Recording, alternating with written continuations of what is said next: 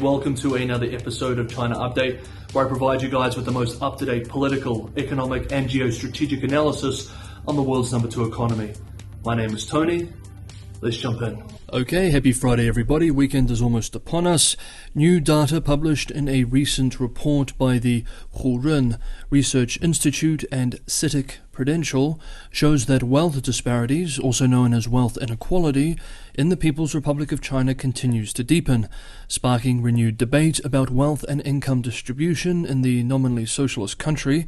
The findings will also likely empower those policy makers seeking more heavy, ostensibly redistributive measures as part of General Secretary Xi Jinping's so-called Common Prosperity Drive. We remember that in Xi's report at the recent 20th Party Congress, the General Secretary signalled more robust regulation to narrow income and wealth inequality in China, with some at the time perceiving his comments as a type of warning to the wealthy. China had 5 million affluent families with net wealth of at least 6 million RMB, $838,000 in 2021, and 2.06 million so-called high net wealth families with more than 10 million RMB. Some 130,000 Chinese families had net wealth of at least 100 million RMB. According to the report, the number of Chinese households that entered the ranks of the high net worth families last year rose 1.9%, with their aggregate wealth growing 27% to 160 trillion RMB, $22.4 trillion. More than half of those 2 million plus families lived in the top 5 Chinese provincial level regions, namely Guangdong, Beijing, Shanghai, Hong Kong, and Zhejiang. And on this theme, this is a recent tweet from French economist Thomas Piketty, who specializes in income and wealth disparities. As we can see, Piketty observes that, as he puts it, plutocratic China's bottom 50% wealth share is now only 6% versus 70% for the top 10% and 10% for the top 0.001%. In contrast, the top 1% of Americans own approximately one-third of US wealth. When it comes to income, the Gini coefficient, one of the most widely used metrics of income disparities, is at similar levels for the US and China for pre-taxation levels of income. But post-tax, as we can see here, China's Gini coefficient is moderately higher than the US and much higher than developed economies in much of Europe and East Asia.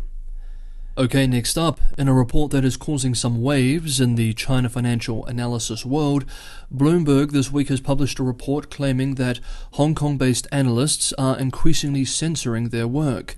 The Bloomberg reporters write that conversations with more than 30 analysts, fund managers, and executives in or connected to the financial hub, quote, reveal the extent to which self-censorship has inhibited the research community. They detail a world of paranoia, where analysts worry even mild criticism of China could see them reprimanded, lose their jobs, or worse, face charges under the powerful national security law imposed by Beijing. End quote. Yes, I mean, what kind of mad fool would publish unflattering analysis of the Chinese economy and financial system day by day while being in China itself? Anyway, the report continues by arguing that fear of breaching ambiguous red lines means an increasing volume of research is, quote, so slow and vague it's of questionable utility, end quote. One global money manager said even internal reports and data for their firm are impacted. One insider told the outlet that over the past 18 months, both Hong Kong and mainland-based research analysts from a range of banks, including international players as well as Chinese brokerages, have formed private WeChat groups to discuss third-party sources of information and ideas. Analysts invite investors into such groups as part of their general research offering, and they operate as a venue to discuss news freely. Discussing only third-party news reports also means they don't have to go through formal compliance channels, according to the source. Next up, China's crippling lockdowns intensify. Hey guys, if you like what I'm doing here with China Update, which will not go the way of these Hong Kong-based analysts, and you want to help me keep it sustainable and primarily subscriber-supported and not reliant on corporate sponsorship, Patreon and Buy Me a Coffee links are in the description below. If you're enjoying this episode in particular, don't forget to hit that like button. And if you have not subscribed yet and you find this sort of information useful and you'd like to be up to date, maybe consider subscribing, hit the bell notification, and you'll have the most up-to-date analysis when it's released. As always, thank you so much everybody for the ongoing support. Next up, we need to continue following the outbreak and lockdown situation. This is the most important story in China to be following currently. China's capital city, Beijing, is now facing a potential explosion in infections as its current outbreak grows exponentially. In a press conference yesterday, a spokesman for the municipal government said that Beijing is at a critical stage combating an expanding outbreak and that the city will need to gear up efforts. Meanwhile, frustrated residents are calling for more optimized and sophisticated control measures like they were promised with the 20-point document published on November 11th. The highly sensitive city of Beijing is fighting its worst outbreak to date, with new daily cases in the thousands. The city has already locked down communities in several districts and told residents to reduce movement. Now, travelers arriving in Beijing are required to take daily nucleic acid tests during the first 3 days and avoid gatherings for 7 days.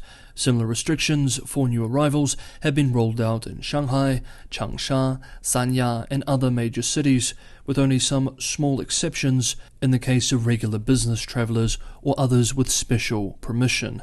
According to a Nomura report published on Thursday, yesterday, more than 1/5 of the country's gross domestic product is now under lockdown. Quote, on par with the economic impact of Shanghai's shutdown in April.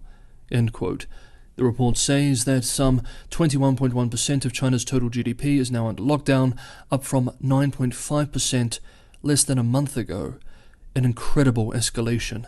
Nomura analysts in this note now estimate that more than 30% of the country's GDP will be under lockdown within the next couple of weeks, crippling the national economy. Quote, as local officials step up mass testing and implement frequent partial lockdowns to stamp out the virus, there has been a broad-based deterioration in mobility and business indicators so far in Q4. The contraction in most indicators was even worse than in Q2, when Shanghai and a couple of other cities were under blanket citywide lockdowns. End quote. Analysts are debating the implications of all this for zero-COVID policy. Quote, China might have already passed the point of no return, as it's unlikely to achieve zero-COVID again without another Shanghai-style hard lockdown. What policymakers could do now is to slow the spread of the virus, i.e. flatten the curve, by tightening the COVID controls for the time being. End quote. And of course, the costs of all this are not just economic.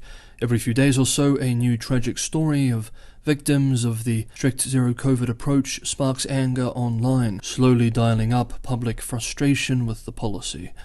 With so many statistics and figures that we cover here, sometimes it's important to look at things at the individual level from time to time. So let's look at the most recent tragedy, that of a 32-year-old woman in Guangzhou. We remember that the city of Guangzhou, also known as Canton in English, population 19 million, is the latest epicenter of China's recent wave of outbreaks. The woman, a migrant worker who lived with her husband in one of the city's shanty towns, just over a week ago tested positive for COVID-19 and was immediately sent to a makeshift hospital. According to city officials, Guangzhou has 16 makeshift hospitals in operation, with 20 more under construction, offering a total of 110,000 beds for COVID patients. The city also has 240,000 beds for centralized quarantine. After spending some time at the makeshift hospital, the woman made a phone call to her cousin. During the phone conversation, she expressed terror for the virus, discomfort with the living conditions at the makeshift hospital, and fears of being stigmatized if she returned to her hometown. After the conversation, a few hours later, the woman entered a nearby restroom and hanged herself to death. She was a mother of 2 children. Okay, that is today's episode of China Update. Thank you everybody for watching. I will see you all tomorrow.